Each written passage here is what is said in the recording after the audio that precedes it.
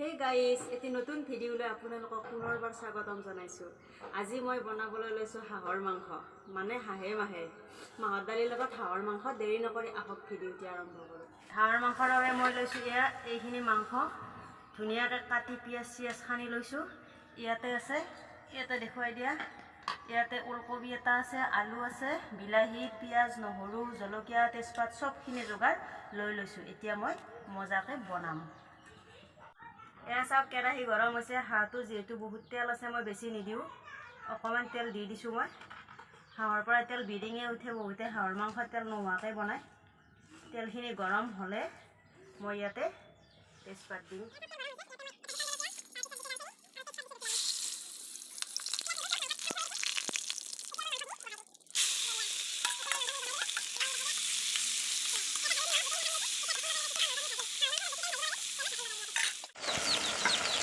এতিয়া 15 মিনিটমান পিছত মই ঢাকনিখন গুচাই দিছোঁ। চাওক কি ধুনীয়া তেল বিৰিঙি উঠিছে, দেখিয়ে খাওঁ খাওঁ লাগিছে। কিন্তু মছলা চছলা একো দিয়াই নাই, এয়া খাবৰ মন গৈছে।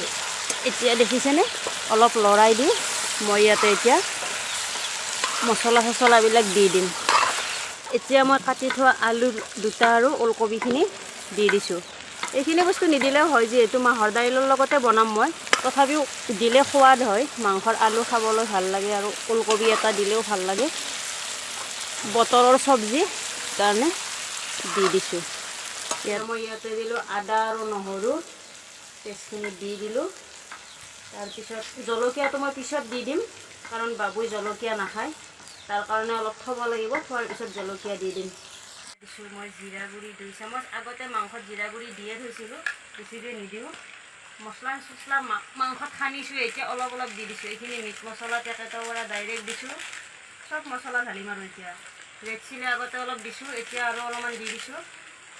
এতিয়া বঢ়িয়াকৈ লৰাই আকৌ ঢাকন লগাই মই ভাজি থাকিম। ধুনীয়া 15 মিনিটমান সময় ঢাকন লগাই ভজাৰ পিছত এতিয়া ঢাকনিখন গুচাই দিম। দেখিছেনে কালাৰ মাংসৰ? বাপৰে বা কি ধুনীয়া গোন্ধ।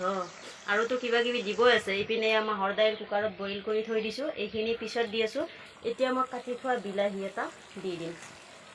এইটো মই দি দিলোঁ বিলাহীখিনি দিলোঁ। এতিয়া আকৌ লাৰি দিম ধুনীয়াকৈ। কালাৰ গোন্ধ একদম সমানত বিয়পি পৰিছে। মাহৰ দাইল দিয়াৰ পিছত ইয়াৰ টেষ্ট আৰু বাঢ়িব। এতিয়া মই আকৌ ঢাকন লগাই 15 মিনিটমান সময় ভাজি থাকিম। আগতে কৈছোঁ হাঁহৰ মাংস অলপ বেছিকৈ ভাজিব লাগে। এইখিনি ভাজ খাই মানে আহকচোন, মই আপোনাক এটা বস্তু দেখুৱাই আছোঁ। এয়া নেটৰ বেৰা লগাই আছে মিষ্টাৰে। ঘৰত মানে কিবা কিবি খেতি কৰা গৈছে, ধনিয়া পালেং এইবিলাক শাক চাক। হাঁহ মুৰ্গী সোমাই একদম লণ্ড ভণ্ড কৰি দিব, সেইকাৰণে জবৰদস্ত বেৰা দি আছে। আৰু হাঁহ মুৰ্গীটো দূৰৰে কথা, জমদৈটো সোমাব নোৱাৰিব। হ'বনে নহয় আজি? এইফালে সৰিয়হ ঘৰতে কৰা আছিলে, এয়া ৰ'দত শুকাইছোঁ। তেল পেৰি আনিব লাগিব, ঘৰৰ মিঠাতেল খাব লাগিব ন। ইয়াতে কাষতে মই আচাৰৰ বটল কেইটামান ৰ'দত দিছোঁ। আৰু আছে আচাৰ, আৰু কৰি আছোঁ এইবাৰ। ইয়াতে ভোট জলকীয়া আছে, জলফাই আছে, বাঁহৰ খৰিচা আছে। 15 মিনিটমান সময় ঢাকনি দি কিনে কম জুইত ভজাৰ পিছত দেখিছে এই পৰ্যায় পাইছে। তেল দেখিছেনে কেনেকুৱা তেল? ওচৰলৈকে কেমেৰাটো আনি দেখাই দিয়া। তেল দেখিছেনে কেনেকৈ তেল ওলাইছে? এতিয়া মই কি জুই উঠিছে। এতিয়া মই মাহৰ দাইলখিনি দি দিম। এইখিনি দি দিলোঁ। এতিয়া মাহৰ দাইল মাংস মাহৰ দাইল পূৰা লগ লাগি যাব। এতিয়া মাহৰ দাইল দি দিলোঁ, কি মজা কালাৰ। এতিয়া আৰু উতলিব লাগিব ভালকৈ। ইয়াতে মই আৰু অকণমান পানী দি দিম, মাহৰ দাইলত বেছি পানী নাছিল, পানী দি দিলোঁ। বাছ এতিয়া ধুনীয়াকৈ উতলিবলৈ দিম আৰু 20 মিনিটমান সময় জুইটো বঢ়াই দিম। এতিয়া মাংসখিনি উতলক, তাৰপিছত মই আপোনালোকক দেখুৱাই আছোঁ। 25 মিনিট উতলাৰ পিছত দেখিছে মাংস প্ৰায় হোৱাৰ পথত। এতিয়া মই এইখিনিতে গৰম মছলা দি দিলোঁ। এতিয়া মাত্ৰ আৰু এটা উতল খাবলৈ দিম, তাৰপিছত কেঁচা ধনিয়া দি নমাই থ'ম।